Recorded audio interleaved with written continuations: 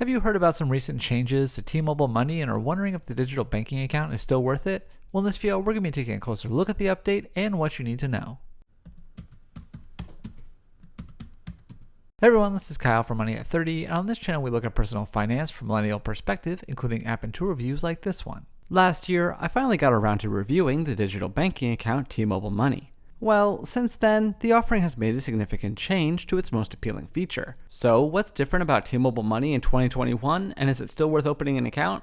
Let's take a look at what to know and what I think. Before we get into what's new with T-Mobile Money, let's review what's staying the same, including the 1% APY, ATM access, and more. Starting with the basics, despite the name, T-Mobile Money is available to T-Mobile Wireless and non-T-Mobile Wireless customers alike. Thanks to a partnership with Customers Bank, account holder deposits are FDIC insured up to $250,000. As for the perks, all customers can earn 1% APY on their funds, have access to more than 55,000 fee-free ATMs that are part of the Allpoint network, get paid up to 2 days early with payroll direct deposit, and more. Plus, T-Mobile Money has no monthly fees, no minimum balance requirements, no overdraft fees, or the like. Also notable is that customers can deposit cash into their accounts at select Walmart, CVS, 7-Eleven, and other locations, although there may be fees associated with this that are charged by the merchants. As for the changes, while eligible T-Mobile and Sprint customers can still earn up to 4% APY, the way that they unlock that enhanced rate has been overhauled.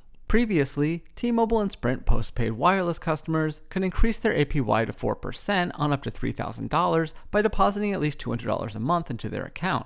However, in April 2021, T-Mobile Money changed their requirements and now requires customers to make at least 10 qualifying debit purchases per month in order to unlock the 4% APY on up to $3,000.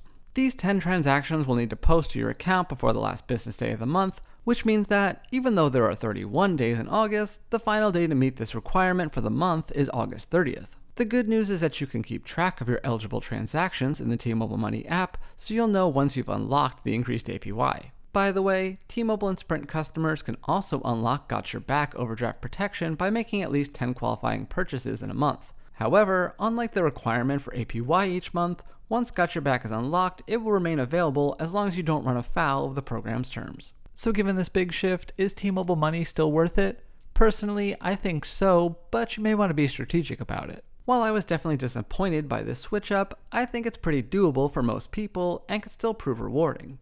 Let's say you hold a balance of $3,000 in your T-Mobile Money account in order to max out that 4% APY perk. If achieved, you'd earn about $10 a month in interest. So, if you made 10 debit card purchases of around $10 during the month in order to unlock the enhanced interest, you'd essentially be getting a 10% return, which is far better than you're likely to get from any rewards credit card. Of course, since you'd earn 1% anyway, the 10 purchases really earn you an additional 7.5%, but that's still pretty lucrative. Overall, I see the downsides as being the need to actually remember to use your card for these small purchases and ensuring that you accrue 10 of them with plenty of time to post before the month's end.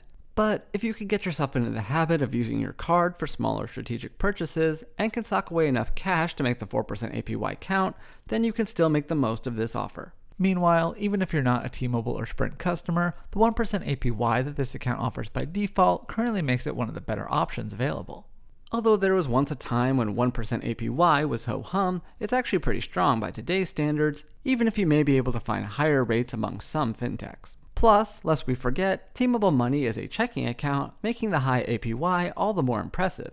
Because of this, I still think the account is a good idea, even if you don't want to jump through hoops to earn the higher interest rate. Hopefully this gives you a better idea about what T-Mobile Money is all about in 2021, but for much more on the account, I'll have a link to my full written review in the description box down below. Also, if you like this video, please hit the thumbs up button, leave a comment, and be sure to subscribe because we have new videos every week. So thanks again for watching, and I will see you next time here on Money at 30.